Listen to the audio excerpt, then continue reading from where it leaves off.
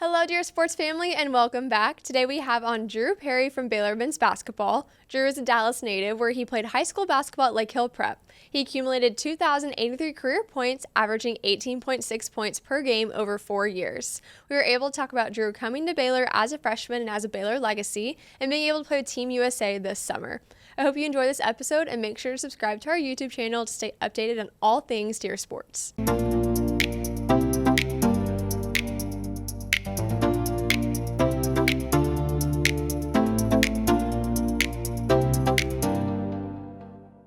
Drew, thanks so much for coming on today. Yeah, thank you so much. I'm so glad to be here. Yes, I'm glad you're here too.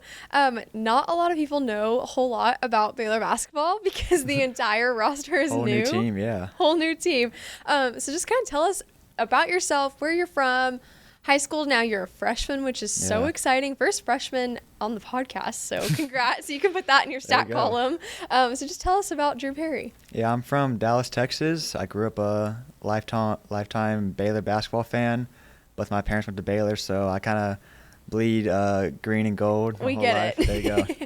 Yeah, I went to Lake Hill for my high school. We were a small school, only 30 kids in our graduating class, so got to know everybody there real close. Yeah. So it's definitely a big jump to go from that to Baylor to those 4-hour-long practices. It's pretty intense here. Yeah, and you came in at such a fun time of being able to go on this Germany trip and represent Team USA. That's insane. We'll get into more of that. But how did you start playing basketball? I grew up in Baylor football. Baylor volleyball is the only camp I've ever been to. So is that kind of your journey, or tell us how you got into basketball? Yeah, well, my first ever word was ball, so really? You can kind of see how that turned out. Awesome. I got a basketball goal for Christmas one year, and I've played every single day after school. They had to bring me in for dinner every night, but I kind of been playing my whole life. It's kind of been my thing. I went to every single Baylor football and basketball game I could. Yeah. We're in Dallas, so it was a quick hour-and-a-half drive. That's awesome. So we kind of grew up watching the good and the bad, everything that Baylor had. It's been real fun. Yeah. Oh, that's sweet. And so your parents went to Baylor. Yep. Tell us about them. And my dad was really great about when I was going through the recruiting process. He was like, do your thing. Like, go look at other schools. Yep. Go look at that. Were your parents that way, or what was your recruiting process They were, thankfully. Like? It was nice. I could tell they wanted me to go to Baylor, but they weren't forcing me. They met at Baylor. They got married at Baylor. They love Baylor. My dad, I'll see him wearing around the house Baylor T-shirt, shorts, and socks some days, so you can tell he loves Baylor. But yeah, my dad graduated with a finance degree, and my mom graduated with a law degree from Baylor. So, two smart people. Yeah. Not smarter than me. But my sister, she went to Colorado School of Mines. Okay. She thought about Baylor, but you could tell it wasn't for her. And my dad and my mom were okay with that. I toured a few colleges here and there, but when I got that call from Baylor, I never thought about it again. Committed the next day. So I knew I wanted to be at Baylor. Yeah. Oh, that's so sweet. You mentioned your parents got married.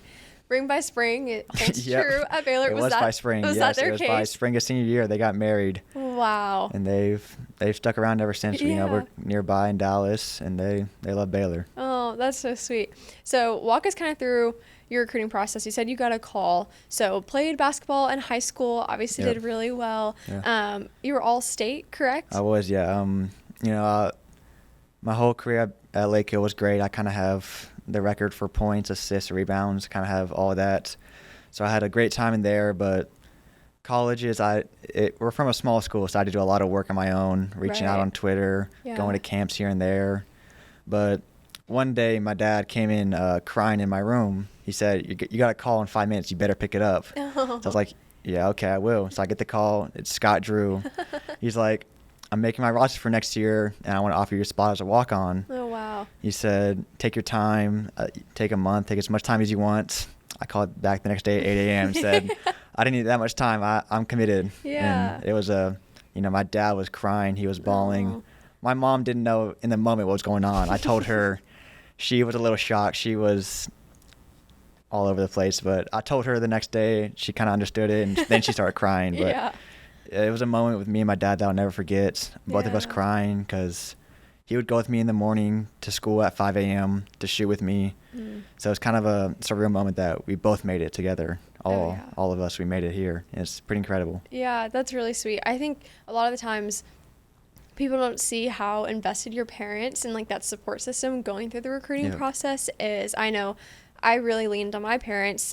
Granted, different now, the situation's different now, but I was 13, 14 making these decisions, you know? And so I'm like, I don't know where I want to go to school. I don't know what to do. I think I want to go to Baylor. And so having that guidance from your parents, and they're just as invested, if not more, than you are in the process. They're the ones going an hour and a half to these random camps and tournaments. So without them, it wouldn't be possible. Yes. Yeah.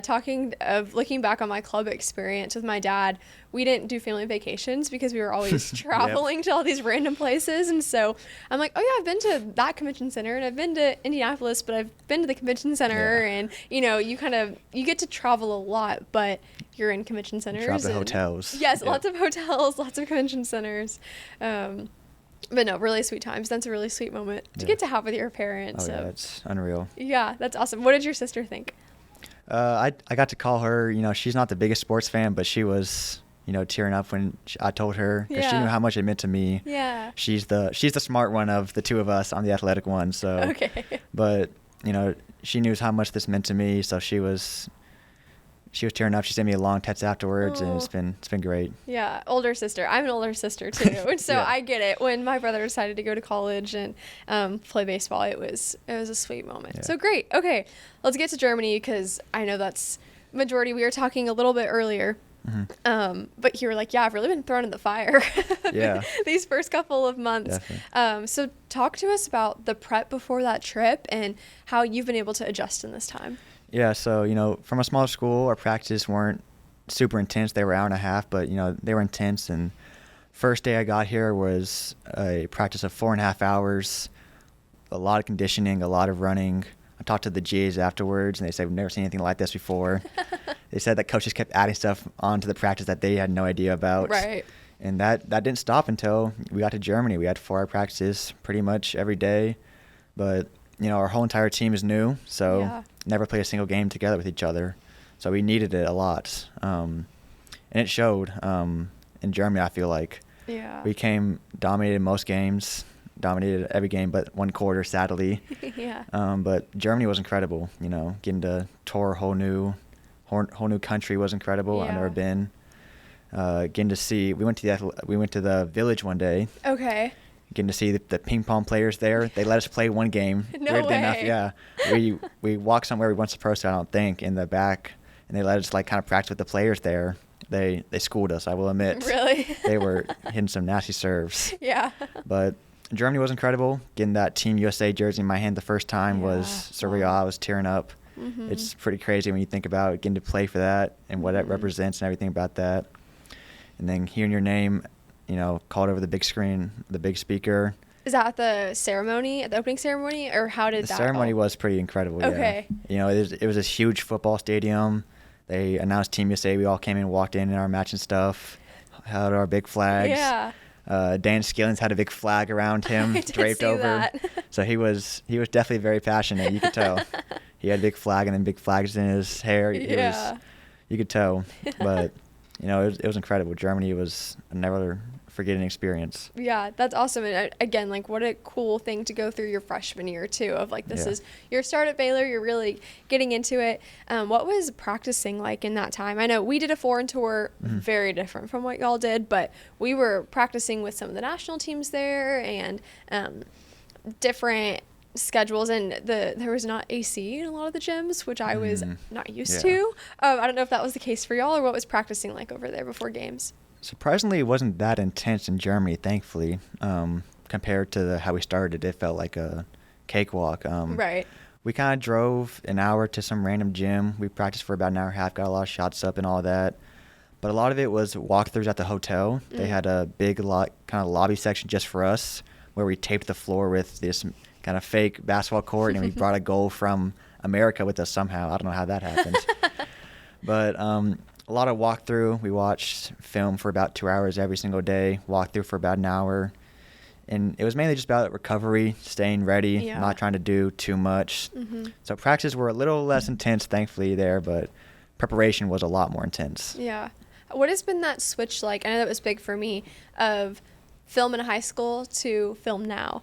It's night and day. Night and day difference. Night and day. Has that been a learning curve for you, or what have been things that you've been able to grasp super easy? Yeah, definitely different. In high school, it's more like concepts, more certain plays. It was a lot of focusing on the other team. A lot in high school, kind of scouting, getting ready for that. In college, they have so many GAs and coaches that they're able to focus on one player at a time. So they'll send you the film after every single practice. They splice it up for you, thankfully. So you watch on your own. You go to practice. You'll watch it with the coach usually.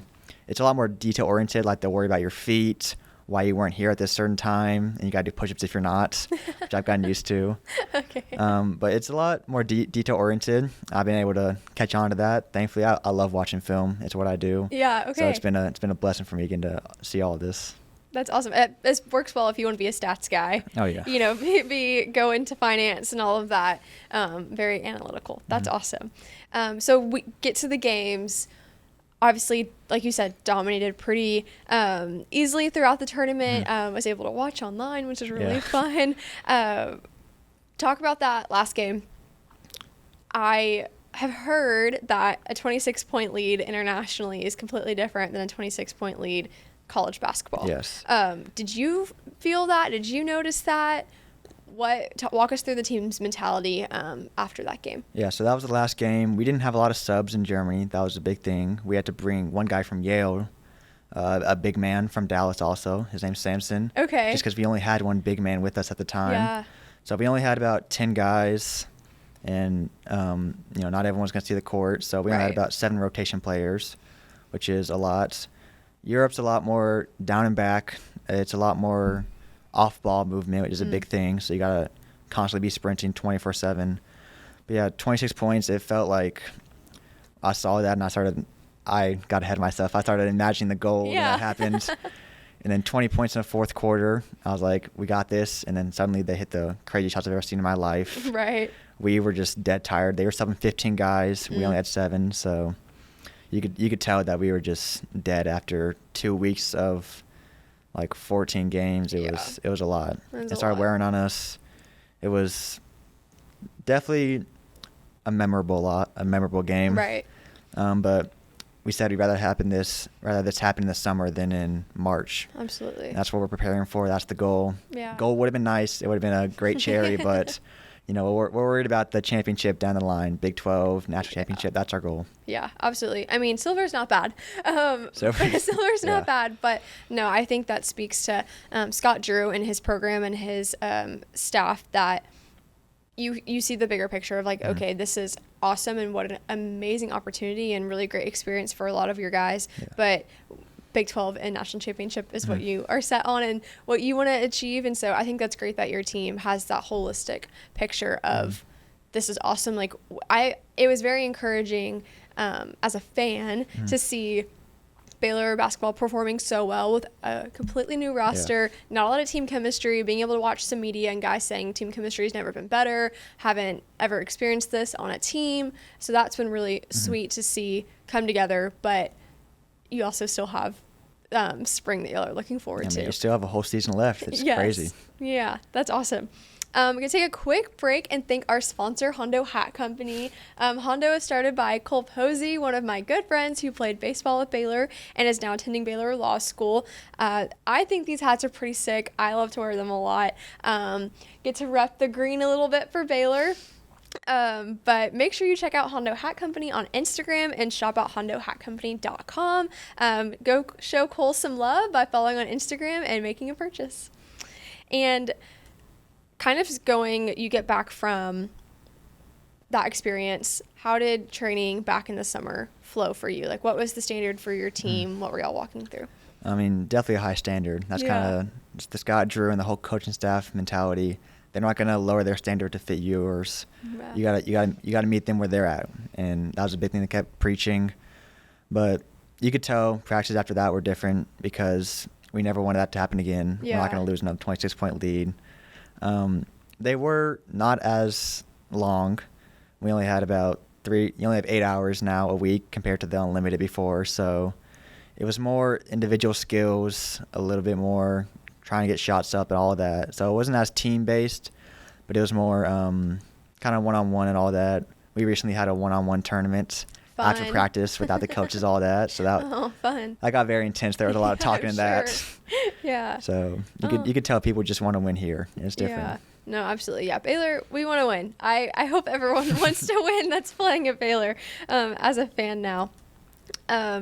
So Baylor is Christian University. Definitely, I think Scott Drew does a really great job of that. I know saying that the Baylor volleyball kind of story was joy, Jesus, others, yourself. I think that's something that our program tried to model, but the basketball program really owned in on that. Kind of talk about your faith journey and how you feel like the Lord's brought you to Baylor in such a fun way, and how you get to be able to grow in that here. Yeah, it's been surreal experience here. Joy is a big part of our culture. In the basketball, we have it plastered all over our walls. And Scott Drew, he'll constantly say that he doesn't care about the wins or losses as long as you get into eternity in heaven. That's what really matters to him. And he'll keep preaching on that. We have Bible studies after practices here and there. Awesome. And a lot of the managers and players will go to church together. I go with a few other guys to a church, and it's been great getting to see new things. But faith has been a big part of my life ever since I was young. I go to Wilshire Baptist Church with Matt Mosley. You might know him. Yeah. Big part of Baylor community. Here and there, it's kind of, like a wave kind of flowed here and there, but he's kind of always been there for me, God. I like to go for walks and do my little devotion in the morning every day. It's kind of a nice, calm way to start the day before the intensity of practice. But I kind of do all things for him and through him, keep that in my mind. I try to live the way that he would want me to live. Yeah. Oh, that's sweet. And I think Scott Drew does a great job of wanting to lead his program in that way. And so I'm really excited for you because I know just how amazing Baylor is. And I just got done with that part of my life. And I feel like I grew as a Christian a lot and grew in my faith of how I was able to incorporate that into my sport, but also just in life and being able to walk alongside teammates and go to church with teammates and get to grow in that stuff off the court because it makes such a difference on the court. How do you feel like y'all's team chemistry is now after that big Team USA training to now? I know that's kind of the question is, are they going to be able to make it work with all of these different personalities, but leading to the faith aspect of you've been able to kind of grow some teammates off the court. So what is team chemistry looking like for y'all? It's actually incredible. I was very surprised, as a walk-on freshman, I kind of expected to be a little bit in the background, but everyone here is so welcoming. The teammates took me in. They keep texting me about getting dinner every single night. Yeah. Me and the other 3 freshmen, we all cram into my little car and get breakfast and dinner whenever we can, which is pretty incredible because they're 7 foot, 6'8", and 6'5", all in my car somehow. But teammates have been great. We all truly care about each other. We spend as much time as we can off the court, whether we're playing video games or just kind of hanging out in the locker room afterwards, filming TikToks. You may have seen some of those online. We just filmed one today about a certain creed edit together as a team. But you can tell that we truly care about each other. Pastor Brewer talked about how this is the best chemistry he's seen on a team since the national championship team. Wow. So it's pretty incredible to hear, especially because big stakes to live up to. Oh yeah, I was there watching that national championship game in person. And wow. It's surreal that I'm now part of that team. Yeah. But everyone on the team truly cares for each other. I was worried about certain cliques forming and all of that, little groups, but it's not like that. Every single person welcomes each other so welcomely, and everyone being new, you think that we all kind of have our own certain thing, but everyone's bought into the Baylor community, to the winning, to the certain standard that we have together. No, that's awesome. Gosh, yeah, I'm excited for basketball season. I'm like, let's get there. I'm ready to watch. Well, everyone that gets to come on my podcast gets to answer this question. Yep. If you could write a letter to sports, what would you say? I'd say, dear sports, thank you for teaching me about hard work, about being faithful in what I believe in, trusting my work and everything that I've put into it. I can reap the reward of, for the opportunity to meet great people who have taught me about being a man, being a good Christian, being a good friend, everything that they've taught me, and the opportunities that I've had to experience in this life, like going to Germany or, just getting dinner with teammates afterwards has been truly life-changing and memories that I'll never forget. Awesome. Well, Drew, thanks so much for coming course. on. I'm really excited for you and to watch your Baylor journey pan out. Wishing you and your team best of luck. But thanks so much for coming on today. Thank you so much. This was a blast. Yeah.